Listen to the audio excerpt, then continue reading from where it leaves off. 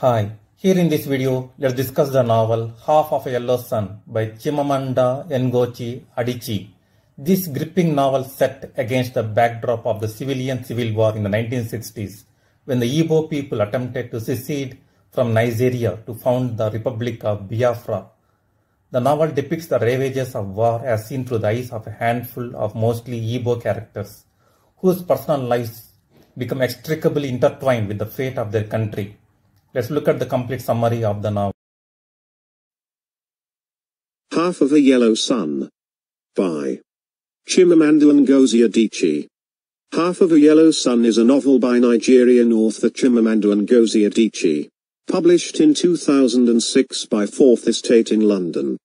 The novel tells the story of the Biafran War through the perspective of the characters Olanna, Ugwu, and Richard. Plot summary. The novel takes place in Nigeria prior to and during the Nigerian Civil War, 1967 to 1970. The effect of the war is shown through the relationships of 5 people's lives, including the twin daughters of an influential businessman, a professor, a British expat, and a Nigerian houseboy. After Biafra's declaration of secession, the lives of the main characters drastically change and are torn apart by the brutality of the Civil War and decisions in their personal lives. The book jumps between events that took place during the early and late 1960s, when the war took place, and extends until the end of the war. In the early 1960s, the main characters are introduced. Ugwu, a 13-year-old village boy who moves in with Odenigbo to work as his houseboy. Odenigbo frequently entertains intellectuals to discuss the political turmoil in Nigeria. Life changes for Ugwu when Odenigbo's girlfriend, Olanna, moves in with them. Ugwu forms a strong bond with both of them, and is a very loyal houseboy. Olanna has a twin sister, Kanine, a woman with a dry sense of humor. Tired by the pompous company she runs for her father. Her lover Richard is an English writer who goes to Nigeria to explore Igbo art. Jumping 4 years ahead. Trouble is brewing between the Hausa and the Igbo people, and hundreds of people die in massacres, including Olanna's beloved auntie and uncle.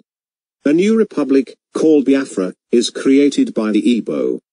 As a result of the conflict, Olanna, Odenigbo, their infant daughter, whom they refer to only as baby, and Ugwu are forced to flee Nsukka, which is the university town and the major intellectual hub of the new nation. They finally end up in the refugee town of Umuahia, where they suffer and struggle due to food shortages, the constant air raids and the environment of paranoia.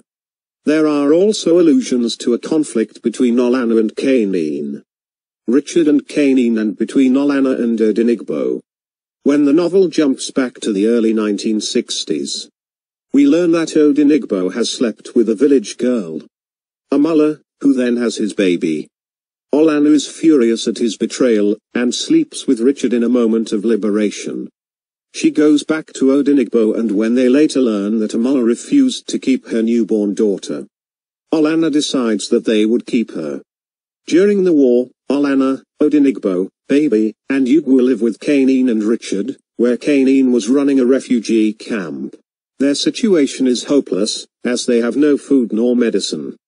Kanine decides to trade across enemy lines, but does not return, even after the end of the war a few weeks later. The book ends ambiguously, with the reader not knowing if Kanine lives. End of the summary. Analysis. Half of a Yellow Sun. Nigeria gained its independence from the United Kingdom in 1960. The Nigerian Biafran Civil War, which lasted from 1967 to 1970 and was characterized by extreme starvation and ethnic violence, was a turning point in the country's history. Ethnic tensions stoked by the British played a significant role in the war's outcomes. The Igbo people constituted the majority of the population of eastern Nigeria, and this region seceded to form the independent state of Biafra.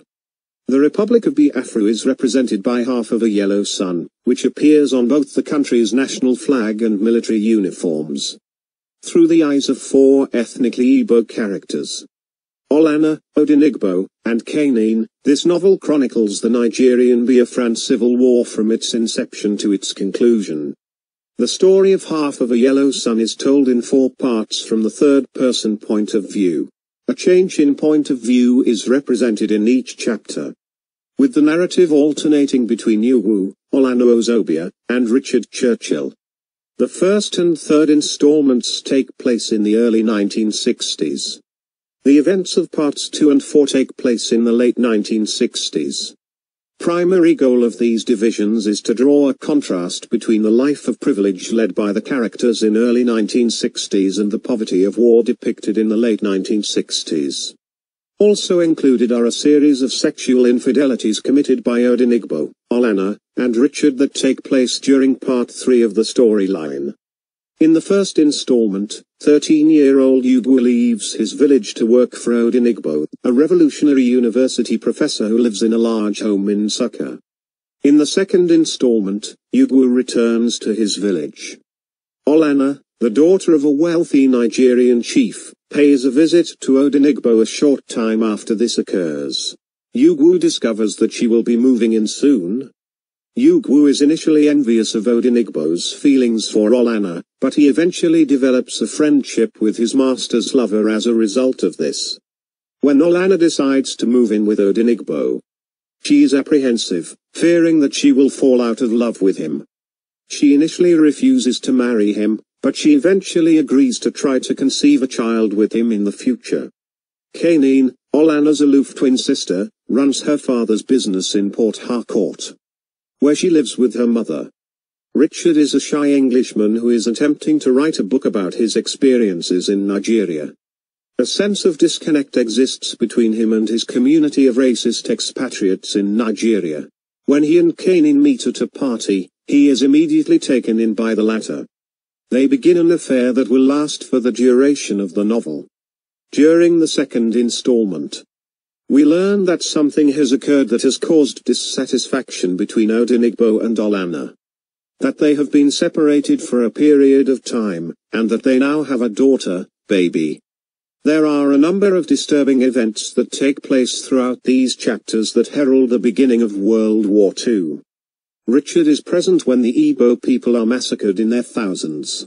In the course of her visit to her former lover, a Hausa man named Muhammad, Olanna comes across a similar massacre in her cousin's village. For a period of time, she is unable to walk due to the trauma. The declaration of Biafran independence is made. Nsukka is evacuated by Odenigbo, Olanna, and Ugwu, with Canaan and Richard remaining in Port Harcourt. The affairs that Odenigbo, Olanna, and Richard were involved in are detailed in Part 3. Odenigbo's mother tricked him into sleeping with her servant, Amala, who later became pregnant as a result of the encounter. When Olanna is overcome by grief, she decides to sleep with Richard after a night of drinking. Olanna eventually forgives Odenigbo and takes in Amala's unwanted child as a child of her own. When Canaan finds out about Richard's infidelity, she becomes furious. She destroys his manuscript, but the two of them end up developing an even stronger bond than they had before. Olanna, Odenigbo, and Ugwu experience the horrors of war and starvation firsthand in Part 4, as they are relocated to increasingly inhumane refugee camps. Ugwu falls in love with a refugee named Eberechi, who is also a refugee. While on a walk with her, he is compelled to join the Biafran army, where he takes part in the rape of a bar waitress as punishment. The trauma of this experience continues to haunt him, particularly after he returns home and learns that his sister was raped in a similar manner. End of the topic. Thank you.